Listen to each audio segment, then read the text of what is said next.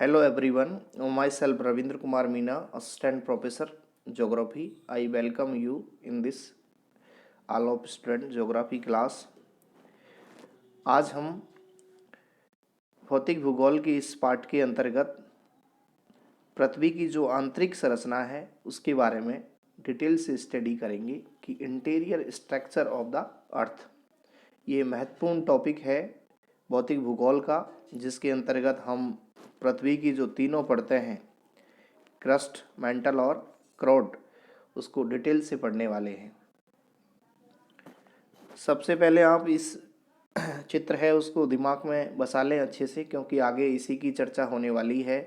कि शुरुआत में हम देखें तो जो पृथ्वी का ऊपरी परत है वो 0 से 40 किलोमीटर की गहराई तक, उसे महाद्वीपीय प्रॉपर्टी के नाम से जाना जाता है। इसमें ही 0 से 70 में स्थलमंडल कहलाता है ये, और 70 से 250 किलोमीटर का जो एरिया है जिसके अंतर्गत ये वाला पार्ट जो आता है वो दुर्बलता मंडल है।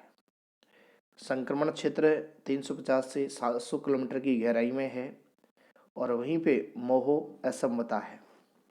महाद्वीपीय जो महासागरीय प्रॉपर्टी है वो 0 से 10 किलोमीटर है।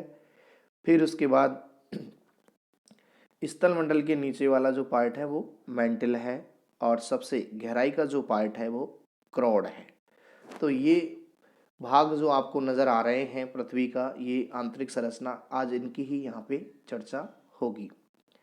अगर हम पार्श्वीय चित्र से समझें कि पृथ्वी का ये वाला पार्ट काट के बाहर निकालें हम इस तरीके से किसी में, तो इसके 3 भाग हैं, क्रस्ट, मैंटल और क्राउड। अर्थात क्रस्ट क्रस्ट 2 भागों में बटा होगा, ऊपरी क्रस्ट, निचला क्रस्ट। मैंटल 2 भागों में ये भी डिवाइड होगा, ऊपरी मैंटल, निचला मैंटल।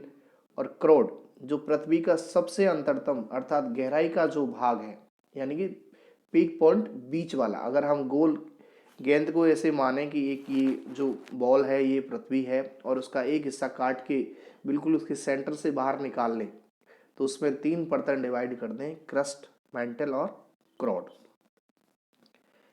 जो आंतरिक क्राउड है, जो पृथ्वी का बिल्कुल सेंटर बिंदु है, वो 6370 किलोमीटर की गहराई पे है। दूसरी तरफ आप देखोगे कि डेंसिटी दे रखी है, तो डेंसिटी में आप नीचे की तरफ इसको ध्यान से समझिए कि यहाँ 2.9 से 3.3, 4.3, 5.5 से 10.0, 12.3, 13.3 और 13.6, अर्थात ये क्रमिक रूप से घनत्व जो है पृथ्वी की गहराई में जाने पर बढ़ रहा है। आप ऊपर से नीचे की तरफ इसे देखोगे तो इसमें क्या है, घनत्व है जो बढ़ता जा रहा है। दूसरी तरफ गहराई आपको नज़र आ रही है कि ये जो है पार्ट है कि 0 से लेके और 6370 किलोमीटर। यहाँ पे आपको कुछ असमानता नज़र आ रही है, जिसमें कोनार्ड, मोहोवरेक, उसके बाद रेपेटी, गुटेनबर्ग और लहमैन की असमता है। अर्थात ये पूरा का जो पार्ट है ऊपर से लेके नीचे वो एक जैसा नहीं है, इसमें कहीं कहीं पे डिफरेंट है। पृथ्वी का जो ये पार्ट है जो डिफरेंट है, वो डिफरेंट किस प्रकार का है उसकी चर्चा हम आगे करेंगे। सबसे पहले हमने जो इंटरनल स्ट्रक्चर ऑफ अर्थ का विद डायग्राम अभी देखा है, उसमें दिखाया है कि पृथ्वी की जो वाय स्थलाकृति है उसकी आंतरिक संरचना से उसका घनिष्ठ संबंध रखती है।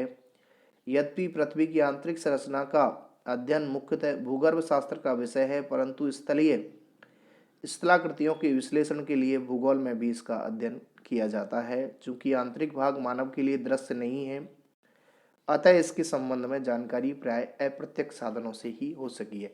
आज तक कोई मशीन ऐसी बनी नहीं है कि इतनी गहराई तक वो देख पाए कि एक्चुअली मामला क्या है, पृथ्वी के अंदर है क्या चीज़। तो केवल हम प्रत्यक्ष अप्रत्यक्ष जो साधन हैं उनके जरिए अनुमान लगाते हैं कि पृथ्वी का केंद्र इस प्रकार का होगा। ये जो साधन हैं उनको 3 भागों में डिवाइड किया है, जिसमें पहला है कि आर्टिफिशियल सोर्सेज अर्थात अप्राकृतिक साधन। जो हम देखें पहला उसमें डेंसिटी है अर्थात घनत्व। घनत्व की अभी हमने चर्चा की थी कि ये क्रमिक रूप से ऊपर से नीचे की ओर बढ़ रहा है। तो पृथ्वी का जो औसत घनत्व है, अर्थात ऊपर तो वो लगभग 2.9 था, नीचे 13.6 के आसपास था। तो उसका हम बीच का करें तो लगभग जो पृथ्वी का एवरेज जो है वो कितना है, 5.5 है, अर्थात 5.5 है। जबकि भूपर्पटी जो क्रस्ट है ऊपरी भाग है। आप इसे अच्छे से समझ लीजिए कि पृथ्वी की 3 परतें हम पढ़ने वाले हैं कि ऊपरी क्रस्ट है, बीच वाली मेंटल है और नीचे वाली क्या है, क्रोड है। तो जो क्रस्ट है उसका घनत्व है 3। इससे स्पष्ट है कि आंतरिक भागों में घनत्व की अधिकता होगी।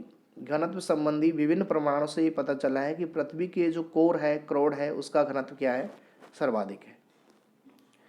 दूसरा प्राकृतिक साधनों में दबाव है जानने का हम पृथ्वी की आंतरिक संरचना को। तो क्रोड के अधिक घनत्व के संबंध में चट्टानों के भार और दबाव का संदर्भ लिया जा सकता है। यद्यपि दबाव बढ़ने से घनत्व बढ़ता है, किंतु प्रत्येक चट्टान की अपनी एक सीमा है जिससे अधिक इसका घनत्व नहीं हो सकता। अर्थात डेंसिटी भी एक पर्टिकुलर एरिया के अंतर्गत ही होती है, उससे ज़्यादा नहीं हो सकती, चाहे आप प्रेशर कितना भी क्यों नहीं कर दिया जाए। तात्पर्य यह है कि आंतरिक भाग के चट्टान अधिक घनत्व वाली भारी धातुओं से बने हैं। तीसरा है तापमान। सामान्य रूप से हम समझें कि पृथ्वी के अंदर हम 32 मीटर की गहराई पर जाते हैं तो 1 डिग्री सेंटीग्रेड की तापमान में बढ़ोतरी होती है, परंतु गहराई के साथ तापमान की वृद्धि दर में गिरावट आती है। प्रथम 100 किलोमीटर की गहराई तक प्रत्येक किलोमीटर पर 12 डिग्री सेंटीग्रेड तापमान की वृद्धि होगी। उसके बाद 300 किलोमीटर की गहराई में प्रत्येक किलोमीटर पर 2 डिग्री सेंटीग्रेड और उसके पश्चात प्रत्येक किलोमीटर की गहराई पर 1 डिग्री सेंटीग्रेड की वृद्धि होगी। अर्थात हम इसे ऐसे समझें कि 32 मीटर की गहराई पर जो 1 डिग्री सेंटीग्रेड तापमान की बढ़ोतरी हो रही है वो गहराई के साथ साथ इस प्रकार से नहीं होगी, उसका जो रेटो है, जो उसकी दर है वो बदलती है। तो ये दाब भी बदल रहा है, घनत्व भी बदल रहा है, तापक्रम भी बदल रहा है। इसका मतलब पृथ्वी के जो आंतरिक भाग की चट्टानें हैं वो ऊपर जैसी नहीं है। अब हम यहाँ देखिए विवर्तनिक रूप। विवर्तनिक रूपों से मतलब है हलचल, टेक्टोनिक घटनाएं। ये नेक्स्ट वीडियो के अंतर्गत हम विवर्तनिक जो पढ़ेंगे, विवर्तनिकी पढ़ेंगे, तो उसमें हम समझेंगे पृथ्वी के जो आंतरिक भागों में जो हलचल होती है, इट मीन्स नेम ऑफ टेक्टोनॉनिकल घटनाएं या फिर विवर्तनिक घटनाएं, उन्हें हम जानते हैं। तो विवर्तनिक रूप से सक्रिय क्षेत्रों में तापमान अपेक्षाकृत अधिक पाया जाता है और पृथ्वी के आंतरिक भाग से ऊष्मा का प्रवाह बाहर की ओर होता रहता है, जो तापीय संवहन तरंगों के रूप में होता है। यह प्लेट विवर्तनिकी सिद्धांत के आगमन से और भी स्पष्ट हो गया। अर्थात पृथ्वी की जो आंतरिक संरचना है उसकी जानकारी के लिए आगे आपके सिलेबस में प्लेट विवर्तनिकी सिद्धांत दिया गया है, जिसमें ये स्पष्ट कर दिया गया है कि किस प्रकार की घटनाएं हैं जो आंतरिक भागों में हो रही हैं। दूसरा जो है वो है पृथ्वी की उत्पत्ति से संबंधित जो सिद्धांत हैं उनके साक्ष्य या साध्य, अर्थात probable theories concerning of the origin of the earth. पृथ्वी की उत्पत्ति के सिद्धांत हैं वो बताते हैं कि पृथ्वी के अंदर क्या होगा, जिसमें ग्रहाणु परिकल्पना है जो पृथ्वी के अंतरतम क्रोड को ठोस मानती है। वहीं ज्वारीय परिकल्पना एवं वायव्य निहारिका परिकल्पना में पृथ्वी के अंतरतम भागों को तरल माना गया है। इस प्रकार पृथ्वी के आंतरिक भाग के संबंध में 2 ही संभावना बनती है कि या तो वो ठोस है या फिर वो क्या है, तरल है। ये पृथ्वी की उत्पत्ति के सिद्धांत हैं जो इस बात को बताते हैं कि या तो पृथ्वी का आंतरिक भाग ठोस है या फिर वो क्या है, तरल है। तीसरा है प्राकृतिक साधन। नेचुरल रिसोर्सेज में सबसे पहले है ज्वालामुखी क्रिया। हम क्या पढ़ रहे हैं, हम पढ़ रहे हैं कि पृथ्वी की जो आंतरिक संरचना है उसके बारे में कौन कौन से साधनों से जानकारी मिलती है। तो उसमें हमने देखा आर्टिफिशियल सोर्स के अंदर प्रेशर, डेंसिटी एंड टेम्परेचर। फिर हमने देखा कि पृथ्वी की उत्पत्ति से संबंधित सिद्धांत, और तीसरा है नेचुरल रिसोर्सेज जिसमें ज्वालामुखी क्रिया। तो ज्वालामुखी उद्गार से निकलने वाला जो तत्व है वह तरल मैग्मा के आधार पर यह स्पष्ट होता है कि पृथ्वी की गहराई में कहीं न कहीं ऐसी परत अवश्य है जो तरल और अर्ध तरल अवस्था में है। जैसे ही वॉल्केनो स्फोट होता है, वॉल्केनो निकलता है, ज्वालामुखी निकलता है, तो उसके साथ तरल तप्त मैग्मा, राख, धूल के कण, गैस निकलती है। इसका मतलब पृथ्वी के अंदर ये है, भाई है तभी तो ये बाहर आई है। तो ये ज्वालामुखी क्रिया ये बता रही है कि पृथ्वी की गहराई में कहीं न कहीं पे तरल या अर्ध तरल पदार्थ भरे हुए हैं। यद्यपि ज्वालामुखी की उद्गार से भी पृथ्वी की आंतरिक बनावट के संबंध में कोई निश्चित जानकारी नहीं मिल पाती है। दूसरा है भूकंप विज्ञान के साक्ष्य, प्राकृतिक विज्ञान के अंदर ही। तो इसमें भूकंपीय लहरों का सीस्मोग्राफ यंत्र के द्वारा अंकन किया जाता है, अध्ययन किया जाता है। यह ऐसा प्रत्यक्ष साधन है जिससे पृथ्वी की आंतरिक संरचना के विषय में पर्याप्त जानकारी उपलब्ध होती है। ये जो साक्ष्य हैं वो ये पृथ्वी की जो आंतरिक संरचना है उसकी जानकारी देते हैं कि इंटीरियर स्ट्रक्चर ऑफ द अर्थ, अर्थात ये हमको ये समझा रहे हैं कि जो पृथ्वी की जो आंतरिक संरचना है उनकी जानकारी हम किस प्रकार से कर सकते हैं।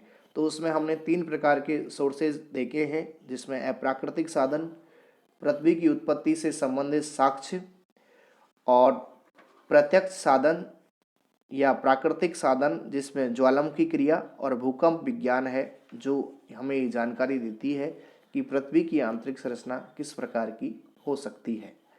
नेक्स्ट वीडियो के अंतर्गत हम पृथ्वी का जो आंतरिक संरचना है उसका रासायनिक संगठन और विभिन्न परतों का अध्ययन करेंगे। Thank you.